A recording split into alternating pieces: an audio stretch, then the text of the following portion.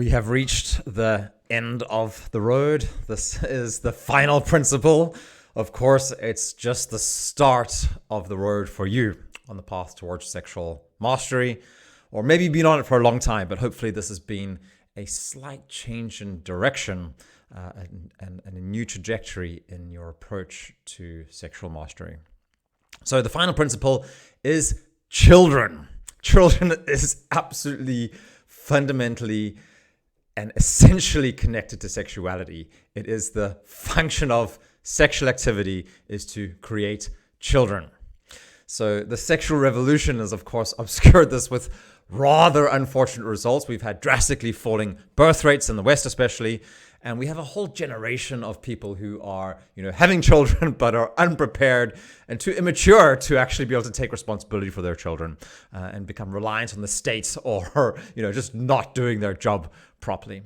So, taking responsibility for and caring for and parenting children is where a person learns how to love, how to become a full human being, and how to create a meaningful and flourishing life for yourself. It's a natural process that helps us to grow and to flourish as human beings.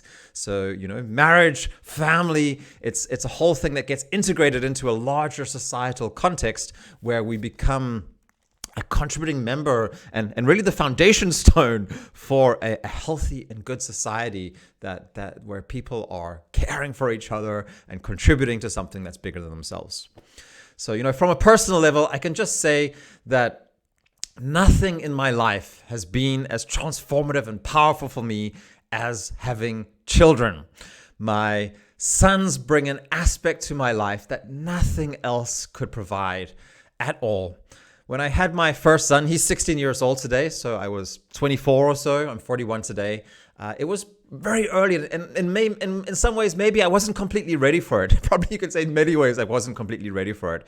And yet my relationship with him and the necessity of taking responsibility for that, luckily, which I got some values from my own parents, has been by far the most powerful anchor and provider of stability and focus and discernment in my life as well. My ability to discern, to figure out which way I want to go and how to make good decisions has been really deeply connected to that fact that I've had responsibility for another human life other than just my own. And even though I haven't lived up to that completely every single time, and I can see many, many shortcomings, then it's just helped me to definitely all the good things in my life today that I can see have really been meaningful and powerful over the long term. A lot of it is connected to my relationship to my son, to Noah. And so my youngest son today, I have another 2-year-old, is a whole new experience. I've now come to start to understand how to prioritize just a little bit better in life. I've stopped running around constantly looking for new, exciting, bright and shiny objects that are going to occupy me for a little bit of time. And I know that spending quality time with my son is one of by far the most rewarding things that I can do. That doesn't mean that all the time I spend with him is just fun and joyful and great and happy. Of course, there's difficulties and there's challenges. And I certainly don't try and be mom number 2 with him and spend, hours and hours and hours of my time. If I have to look after him for a long time, then I take him out and we go out hiking. I have a little backpack that he sits behind my back and we go out for long walks together. So it's not so much the quantity of time, but very much the quality as a dad. As he gets older and older, then it's going to be more and more about spending quantity as well.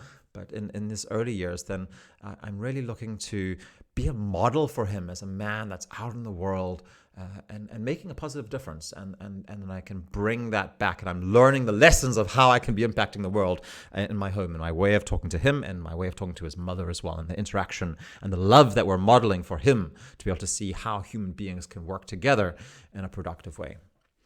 So I have my 3rd child on the way now, and increasingly I really realize that, the opportunity to father these children is by far the greatest gift that I've ever received in my entire life. If I could go back to my 18-year-old self, I'd tell myself really focus your life about creating a stable base and having, I would actually say, as many children as I possibly could. I'd love to have 10 kids. I've bought a big enough house now as well to have them in. But who knows what life is the way it's been. And I've done the things that I was able to do as a man, and I'm 41 now. And so there's a lot of stuff, a lot of opportunities still, and that can be good. But I really feel like me and my wife together, creating a home where we're specializing. We're not doing the same things. My wife's Danish, so it's not like, she's like this perfect old-fashioned conservative mother. She grew up in a Danish society, and so we're very influenced by that. We have to, our friends, we're part of a society where we have specific roles that we live in as well. But we're also Orthodox Christians, so it means that we have a model that we're working together, and that's bringing us closer to each other, closer towards an understanding of like how to move upwards in life, how to become better people, and we know that our job is to model that for our kids. We can't tell them what to do, but we're really doing it ourselves, and then knowing that our children are watching us, and they'll probably outdo us in many ways in life. But all we can do is to do the best that we can ourselves. And in the long term, obviously our kids are going to leave, and so what's going to be left is me and my wife. But while we have them here, then it's an incredibly powerful shaping force on our lives, and it's also shaping us to be the kind of people, I think, that can really be able to give onwards to something that's far bigger than ourselves, which is obviously, what they are for us, increasingly so.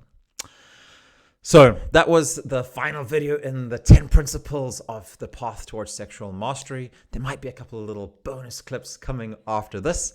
But if you found this is valuable, then please remember to subscribe to the channel, hit the reminder button, and let us know if you have any comments. Thanks.